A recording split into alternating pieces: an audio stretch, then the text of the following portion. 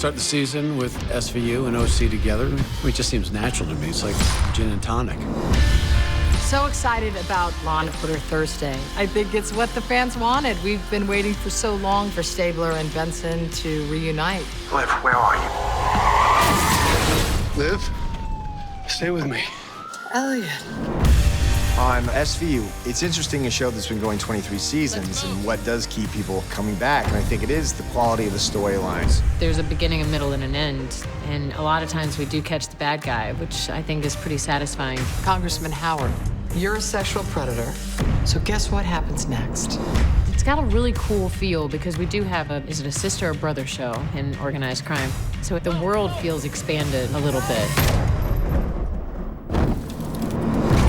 What you're going to see on OC is my character, Detective Stabler, will be going undercover inside of an Albanian gang. Well, they got short tempers, military-grade weapons, so they're going to war. Vinnie Jones plays a captain in the mob. If you are with us, you are with us. It's a great challenge for me as an actor. You should have been prepared for that hit. They asked me to do organized crime, and how could I resist? It's just such a special universe, the Law and Order universe.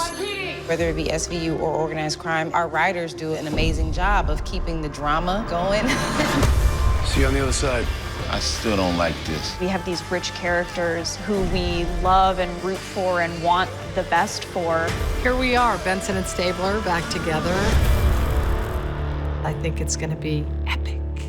Hey guys, it's Jim Halterman from TV Guide Magazine and TV Insider. I'm here with Danielle Mone'Truitt to talk about season 2 of Law and Order: Organized Crime. I need to know everything. Can you tell me anything? I wish I could tell you everything, but of course I can't tell you the big stuff.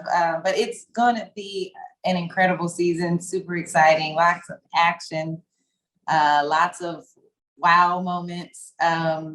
I guess what I can say is the season starts 3 months in the future. So 3 months have passed since the season finale.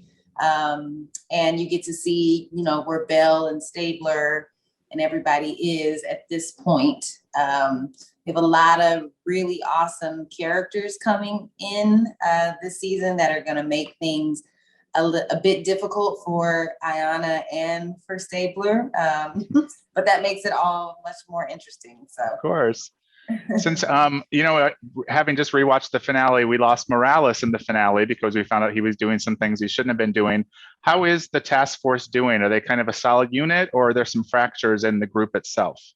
Well, I think everyone will get to understand what the task force really is. The task force is really Bell, Jet, and Stabler. Like, that is the task force. And then depending on what cases we're working on or what crime family we're taking down, there are other people in law enforcement that kind of join on to our task force for that particular job or to take down that particular crime family. Got it. So you guys will meet some new folks that are going to kind of be teaming up with us as the season goes along. Okay. Now, season 1 was very much about Richard Wheatley and his family and all his business. And I know Dylan is back for part of the season, or he's back in it. I know that much. What else is going on? Because I think there's more than one case this season, right? Oh, yes. So since, our season is 22 episodes, the writers are doing a really excellent job of filling out the world a little bit more. So definitely gonna still tie up the loose ends of the Wheatley case and the Wheatley family. But at the same time, since 3 months have passed and technically we've kind of done our job as far as getting him arrested, it's kind of up, to the courts to decide what his fate is. We have moved on to another crime family, and they are a lot different than the Wheatleys. And I'm guessing if 3 months have passed, that Belle is now a mother. Has the baby come? Okay. Yeah. So how is her home life? Because I love how the show does integrate the personal lives, and sometimes they get very close to each other as they did in season 1. But how is her life at home? Yeah, her and Denise are definitely trying to navigate being new parents, and then also dealing with what happened to Denise's nephew, And so there's, there's a little bit of friction, there in the relationship, trying to navigate all of that. And one thing I really appreciate is the whole first season, the fact that she is of the LGBTQ community. It wasn't a big talking point. It's just part of the world as it should be. But yeah. I know I still appreciate when a show kind of approaches it that way. How was it for you playing the character? Oh, I think that it's great. Like I said, I am an ally, so I feel honored to be able to portray her. And yeah. I love how Eileen Shaken and the rest of the writers are continuing to develop Belle. And of course, this season, her being a gay woman comes up, it's talked about, it's not anything she's shying away from, of course, but it is who she is. So she doesn't have to defend it, or anything like that. She's just living in her truth. So it's a beautiful thing. Okay. And in the finale, your character has a line about the fact that she has Stabler's back and she's pretty confident he has hers. Does that continue? Are they still on the same page, or do they even bump heads a little bit as they go through these new cases? We definitely have each other's back. Stabler and Bell definitely have each other's back, even when they do bump heads. But they only bump heads because they have each other's back, if that makes any sense. It does. That's like, especially Belle, because she's his boss, and she respects him, of course.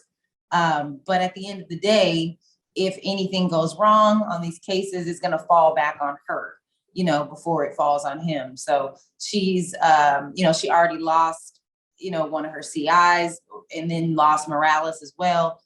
So that's traumatic, and so I think this season, Belle is, kind of still working through those things as she continues to fight crime with Stabler and try to keep him on track, because we all know that he can go a little left sometimes. So just a little bit.